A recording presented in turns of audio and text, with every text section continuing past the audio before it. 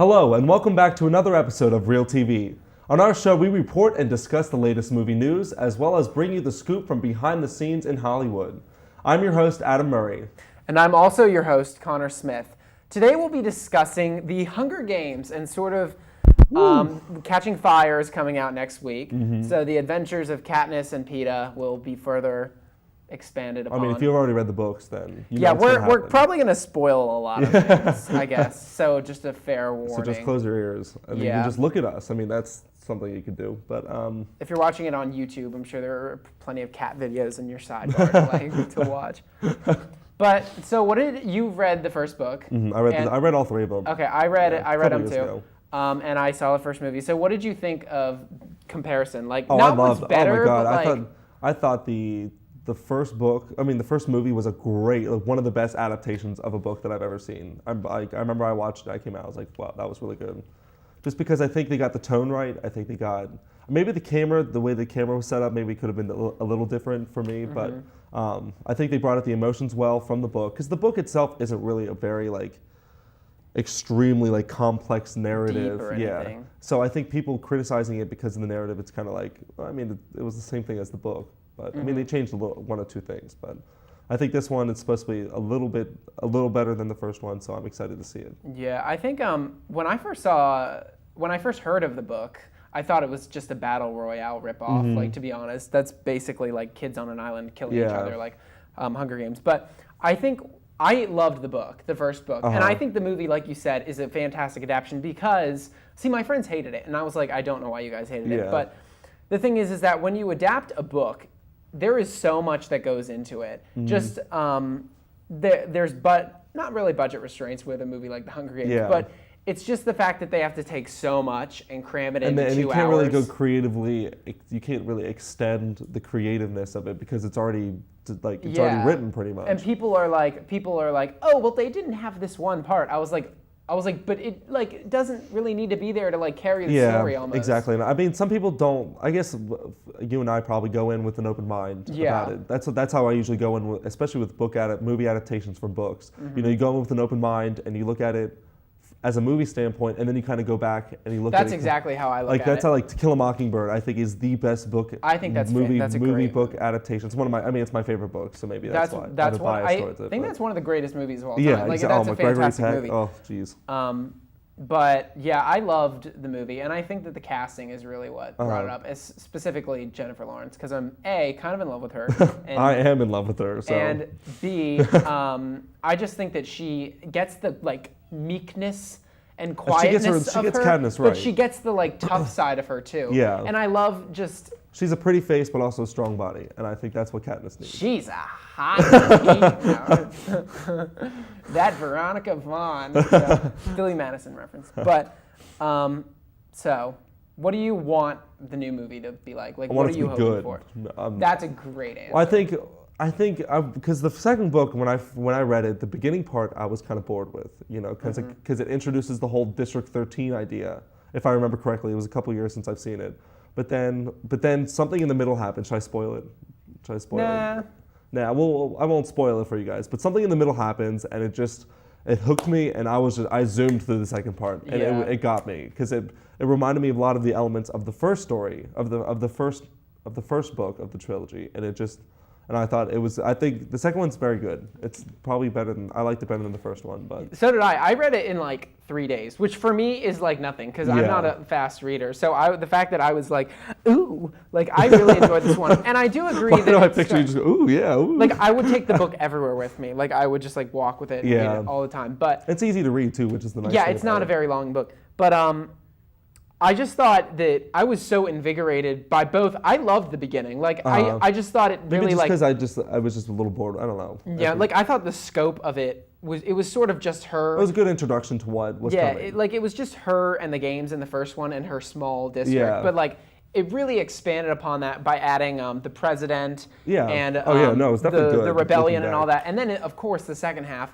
goes balls to the wall crazy. Yeah. I mean, I zoomed through that too, and I want to know how they're gonna do it, just because I have this vision in my head. Exactly, yeah. And I just want to see how. It's almost like Harry Potter. The same thing was for Harry Potter. Yeah. But I guess the way that kind of transgressed, with the Harry Potter series, is that, the movies and the books were different sometimes, and they were the same in the other times, and it was just different. But that's in its own little realm. Yeah, like I said earlier, I feel like you have to take it on its own terms. Obviously, Harry Potter, the book is going to be different from the movie, and I feel like people get so attached to the book that they kind of close their mind, and they're not willing to sort of open their eyes and the interesting thing with the Harry Potter thing, with the Harry Potter series, I think people became fans of the movies as well. So you had people, the books too. You had fans of the books, and then you also had fans of the movies. And I think that one movie the books would love, and then the fans of the movies would not love at the same time. Yeah, I always laugh when people are I think it's always hilarious, both with Hunger Games or Harry Potter or even Twilight, any of those things. When people are oh my God, they changed this in the book, and then the people are oh, I haven't read the book, and then the people are you haven't read the book, and then it's just kind of I don't know. I mean, it's different for each series. I hated Twilight. Oh really? My God, that was a waste of my time. You read them? Yeah, I read the books and I saw the movies, and I remember when I saw the third, it was Eclipse. Yeah, Eclipse. I saw there was a hole in the wall in the movie theater because my sister wanted to see the midnight premiere. And there was a hole in the wall that I pretty much just watched the entire time. It was more interesting than the movie. Really? But yeah, I never really I read the books and I've seen the movies, and I just think they're kind of Yeah. I compared it, I was talking to my friend, and I compared it to this is too dirty for the show now. But yeah, they all suck. But back to Hunger Games. I think the Hunger Games, what it does, the first movie sets it up for kind of a good step forward for book movie franchises. If that makes sense. It kind of I love you have the failure ones, kind of what was it, Percy Jackson maybe? I guess there was a second one. Yeah, I didn't see the second one. What's the one, the Golden Compass? Yeah, that got one movie and everyone was like, eh. Yeah. I think Narnia is kind of a mixed bag. Yeah, I really liked the first one. The second one was. The second one was, and the third one was. I thought the third one was good. I liked the third one. See, I like the second one more than the third one because the third one doesn't have all the kids in it. The third one only has 2 of the kids. Yeah. Yeah. But the second one is all 4 of them. Yeah, but definitely that one's a mixed bag. But I think the Hunger Games is a good, solid. It's got itself going for it, which is a good. I just think they're fun. The actors in it. I think I thought the first movie was so fun. Yeah. And the thing I love about it, and even the book and the movie, is that the scenes move very quickly to the next. That's a terrible way to phrase it, but it's just she's here, and then she's there, and then she's training, and then it moves very quickly. Yeah, the way that the camera was set and stuff, some people was kind of off-putting, but for me it was interesting because it almost seemed like it was reality TV almost, especially when it was inside the actual Hunger Games themselves. See, I didn't like the shaky cam. I hate shaky cam in general. That's why the Bourne movies, I think they're good, but I can't stand the shaky cam. Yeah. But I completely understand that. But Hunger Games, I thought at the beginning when Katniss is picking goobers in the woods, I was okay, all right. But when she got in the games and then they were running to the middle and running away, and it was all shaky cam, I thought that was fantastic. Yeah. Only because I feel that's what it sort of captured the tension and just everything happening in that moment. I mean, you know what I mean? Yeah, definitely. So it was almost through their eyes. So I guess we both could agree that we're excited for this new one. Yeah, and I think it really does expand the scope of the story. Yeah. I think this one's bigger than the last one. Yep, I'm sure it's going to make more money, but I am in love with Jennifer Lawrence, so Me just too. for her. And so I guess we can agree on that. And Jennifer Lawrence is beautiful. Yeah. Well, we're going to take a quick break, but stay tuned, and when we come back, we'll fill you in on all the latest theatrical releases and the Hollywood buzz. Welcome back. Next Friday, we have The Hunger Games, Catching Fire, and Delivery Man, which are being released in theaters. Katniss Everdeen for Catching Fire has returned home safe after winning the 74th annual Hunger Games, along with fellow tribute Peeta Mellark, played by Josh Hutcherson. Winning means that they must turn around and leave their family and close friends, embarking on a victor's tour of the districts. Along the way, Katniss senses that a rebellion is simmering, but the capital is still very much in control as President Snow prepares for the 75th annual Hunger Games, a competition that could change Panem forever. Also in theaters is Delivery Man. An affable underachiever played by Vince Vaughn finds out he's fathered 533 children, through anonymous donations to a fertility clinic 20 years ago. Now he must decide whether or not to come forward when 142 of them file a lawsuit to reveal his identity. More Vince Vaughn, just what the world needs. Didn't they do a Simpsons episode about that like 2 years ago? I have no idea. Simpsons have done everything. It doesn't matter. NBC can't shake its Maya Rudolph infatuation. The Peacock Network has ordered a pilot for the new primetime variety series that will feature the SNL graduate as its top liner. The network confirmed. Its project Rudolph had been pushing for months after the cancellation of the Vex comedy Up All Night, in which he was a key cast member. The variety show pairs Rudolph with an odd old boss once more. She will serve as an executive producer along with SNL mastermind and Up All Night producer Lauren Michaels, as well as Aaron David, also from Up All Night, and David Becky from Everybody Hates Chris. Rest in peace, Everybody Hates Chris. According to Deadline, which first reported the news, the plan is to air the pilot as a special after the Winter Olympics, but definite plans will have to wait until the pilot is actually taped. That should be interesting. I like Maya Rudolph is all right. I think it could have potential. The How I Met Your Mother spinoff at CBS has begun to take serious shape, as The Eye has handed the project to a pilot production commitment. In late October, news broke that CBS was in talks with 20th Century Fox TV for a spinoff that had a femme perspective, but a deal had yet to be secured. Social media quickly weighed in on the How I Met Your Dad concept, with many fans of the show delighting in more HIMYM, How I Met Your Mother. Him-yim. It's him-yim. Him-yim. Material, given that the comedy is set to end after its current 9th season. Nevertheless, How I Met Your Mother is moving forward with Him-yim creators Craig Thomas and Carter Bays writing and exec producing, with Up All Night creator Emily Spivey. 20th, the studio behind Him-yim, will produce. Him-yim. I have to How I Met Your Mother. Okay.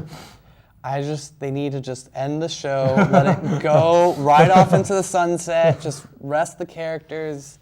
I don't watch the show. It will never be as good as the first 3 seasons. That's all I will say. And that's what Eric says. The Killing has cheated death for a second time. Netflix, which I thought had originally picked it up, has ordered 6 episodes of what it's calling the 4th and final limited season to wrap up the Fox TV show that has begun in AMC in 2011. Vena Sud is back as the showrunner of the moody drama that stars Morelli Enos and Joel Kinnaman as Seattle detectives enmeshed in murder cases.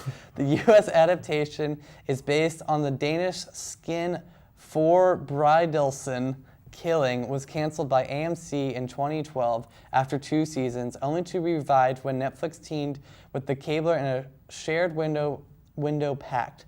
After a low-rated 3rd season, AMC opted to axe the show again earlier this year, but Fox TV Studios, Sud and her reps at WME quietly assembled a pitch for a final half-dozen segs that was strong enough to interest Netflix, given the show's existing following. The first 3 seasons of the show are already available for streaming on the service, so just nice full circle for The Killing. Woohoo. 20th Century Fox, Chernin Entertainment, and Paul Feig have launched development of a comedy spin-off movie based on Feig's summer comedy, The Heat. The untitled project will center around the characters Beth and Gina, played by Jamie Denbo and Jessica Chaffin, who were part of the raucous extended family of Melissa McCarthy's Mullins character. The 2 women memorably grilled Sandra Bullock's uptight Ashburn character in the film. The Heat was a major success, with $230 million in worldwide grosses for Fox and Feig, who directed. The spin-off will be produced by Feig through his Fox-based Feig Co. company, along with Jesse Henderson and Chernin Entertainment, which produced the first movie. They need to stop with the spin-offs. Just move on, either do a sequel or just let it die. The CW is going to stir crazy with George Lopez, star crazy, whatever. The network is teaming with Lopez to develop Star Crazy, a Latina-focused musical drama. The Hollywood Reporter has learned. The hour-long drama centers on a young Latina singer as she rises from poverty to fame and captures the heart of the nation along the way. The Wonder Years alum Bob Brush and actress Mel Harris will pen the script and executive produce the Warner Brothers television drama. Lopez and his television productions president, Leslie Collins Small, will also executive produce. Alec Baldwin's new weekly MSNBC talk show was suspended for 2 episodes after the actor was videotaped using an anti-gay slur against a photographer during a New York street encounter. The cable channel didn't specify the reason it yanked Friday night's Up Late with Alec Baldwin from its schedule this week and next, but the decision came the day after the Thursday run-in. In a statement on MSNBC's website, Baldwin wrote that he did not intend to hurt or offend anyone with my choice of words, but clearly I have, and for that I am deeply sorry. He said his actions came as he tried to protect his family, presumably from the photographer, but were unacceptable and undermined the hard-fought rights that I vigorously support. Isn't MSNBC very, controversial, though? Nah, I don't know. Just the news. From what I've seen. The news. It's news. I'm just so or sick. Movies. I'm sick of Alec Baldwin just doing stupid things. Just make movies, make TV shows. If they're gonna do a spin-off, do a 30 Rock spin-off. That's all I'm gonna say. That's all we have for movie news, releases, and all things fun for Real TV. So stay tuned. We have trivia coming up after the break. Woo. Hello and welcome back to Real TV. I'm Brian, and now it's time for some trivia here on Real TV. Let's say hello to our contestants. Say your names. I'm Adam. I'm Eric. You just saw us. Yep. Okay, well, are you ready to play? Yeah, Always sure. ready. All right, first question. Christopher Nolan is a big fan of which popular movie franchise, and what is his favorite film within that movie franchise? Is it A, the Star Wars series Empire Strikes Back, B, James Bond on Her Majesty's Secret Service, C, the Alien quadrilogy, and Alien is the movie, or D, the Godfather trilogy, Godfather Part 2? James Bond. No! that was our producer, and he wrote that question. We can stump him. Okay. He was gonna direct the James Bond movies, and it's gonna be a dream come true. Come on, Connor. Well, you got that right. All right, next question. Despite prominent billing, which actor only gets 3 minutes of screen time in their individual Christopher Nolan film? Is it A, Liam Neeson in Batman Begins, B, Thomas Lernon in Memento, C, Michael Caine in Inception, or D, Tristan Martin in The Following? I think it's Michael Caine in Inception. You are correct. Yes! All right, thank you for your commentary again. All right, now it's time for our final question. Whoever gets this wins the round. Slow. All right, at 165 minutes long, what is the longest Christopher Nolan film that he has ever directed? Is it A, The Dark Knight, B, Inception, C, The Dark Knight Rises, or D, The Prestige? Is it The Prestige? You are incorrect! And our producer is happy that he's still there. Welcome to Real TV, everyone.